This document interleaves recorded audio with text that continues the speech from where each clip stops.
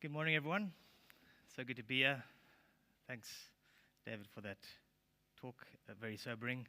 And I love the comment about productivity, so true. So it's good to be here, and thanks to the Capital International team for the invite and for hosting another great Invest Talk event. And also, I think it's very strategic to get the boring tax talk out the way first.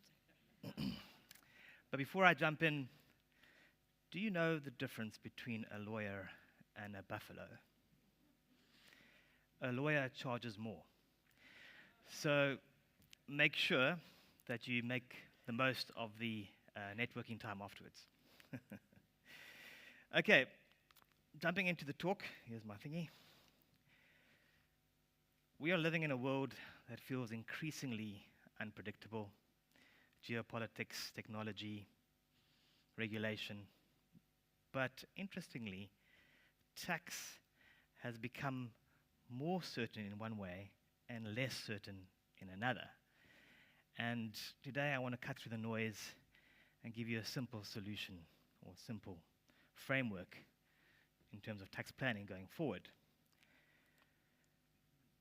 Chaos is not new. It's just the noise is louder with social media and the like, and Trump. He's very loud.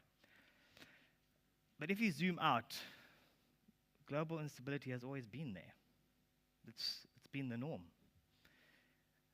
Markets don't move based on headlines, they move based on certain fundamentals. And the same is true for tax planning. And if you look at the crises, the wars, the pandemics, markets have been consistent over time. 10 to 12%, and that's the power in long-term planning or trends versus short-term noise. The same thinking applies to structuring. Don't react emotionally based on headlines. So where are we in the tax world globally? So tax used to be local. It's much more global. You are dealing with governments that are collaborating, free flow of information. There is, the CRS data sharing around the world, and governments are no longer working in silos, they're working together. So your place to hide is getting much smaller. The room to hide is getting much, much smaller. So what is the reality? The reality is we're moving from a structure-based approach to a reality-based approach. It's no longer building a great structure and seeing the outcomes. It's does your structure align with reality? It's reality-based. The key question today, where is value actually created? Moving into the digital and AI reality, you have businesses creating value without physical presence. Data drives value and not necessarily where you work or physical presence. Tax systems still look at physical presence, factories, etc., but there's a mismatch. The rules are not catching up with reality. So where are we today in terms of the global government? The system is lagging. The system was built for physical presence, for factories, but now it's all about data. It's all about information. It's all about social media information, and that's where the value lies. We're looking at users. We're looking at platforms. We're not looking at where you actually work. So enforcement is catching up, but they are slow. So the global response is, I'm sure you all heard of the Pillar 1 and Pillar 2 of OECD. 140 countries have signed up with these pillars, but it's moving too slowly. It's not happening practically. Governments are getting frustrated, and governments are taking kind of the law into their own hands. Countries like France are imposing digital services taxes. AI treatment is unresolved. There's more rules coming, but not certainty. And that's where the problem lies. And then moving from the global into more individual, seeing the digital nomad reality, that I can work anywhere without consequence. But you can move your laptop, but not your tax exposure. And I have this in my practice all the time. I have clients that love Cape Town. It's amazing, the Atlantic seaboard. I have a client in his mid-20s, bought a property for 65 million rand cash. And they love Cape Town, but try and explain to them the physical presence test. Try and explain to them the issue of permanent establishments. They said, but what happens if I don't do anything? And I said, well, that's your risk. You know, so with AI and SARS, you are eventually going to be in trouble.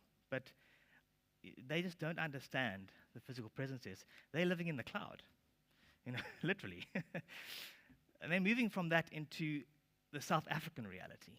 What's happening here in South Africa? Obviously, we all know we're a worldwide taxation system.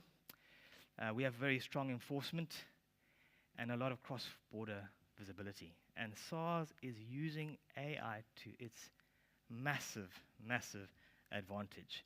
And they're becoming increasingly sophisticated in how they deal with taxpayers. It's no longer about raising taxes, etc. It's about enforcement. It's about getting people to pay their tax. Some anecdotes.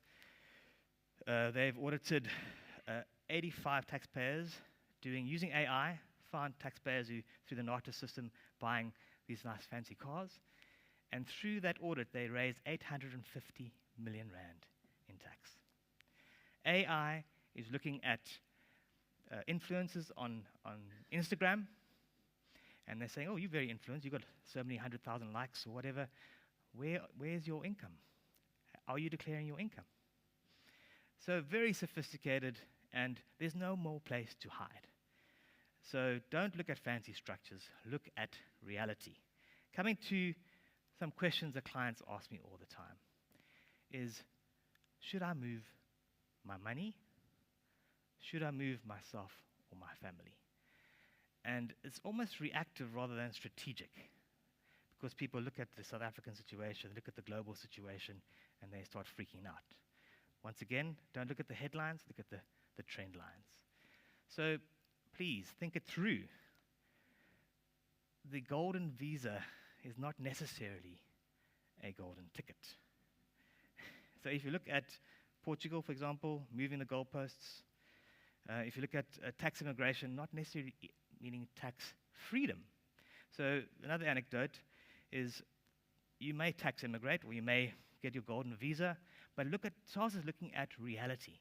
They say, okay, well, we've used AI and we've noticed that your bank account is still very active in South Africa, that you travel a lot to South Africa.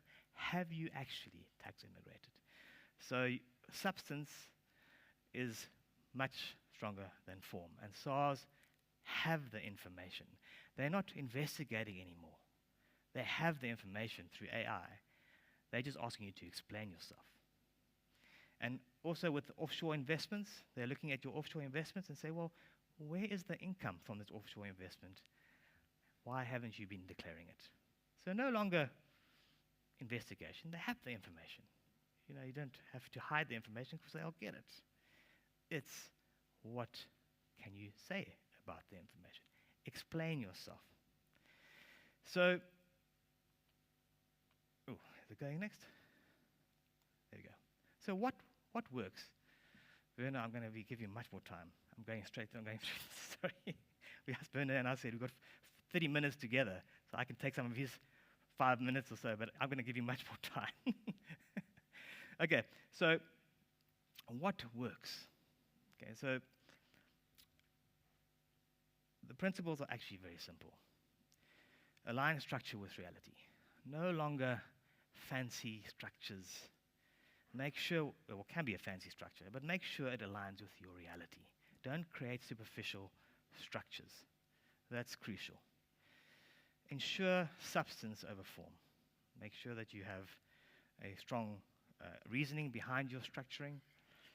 and work with compliance, not against it. We're in a different world with SARS. We're in a different world with tax compliance. There's no longer tax avoidance. It's tax compliance. And put something on the table for SARS and work within that structure and keep it simple. Keep it simple. And align with partners that can help you. And align with jurisdictions that are strong on compliance, that can help you, like the Isle of Man. Okay, so in a mad world, what do we do? I would believe that you live locally, especially in a city like this. Don't leave the city, don't leave this country, it's beautiful. What's it proudly, what I'm staying, that's a group I'm staying. Live locally, invest globally, and structure intelligently. That's important. Very simple. Don't try and be too clever. Have the right partners along your side and get the structure complete. And don't let SARS catch you, because they will reverse and they will penalize. So in closing, you can't control the world, but you can control your position. Thank you.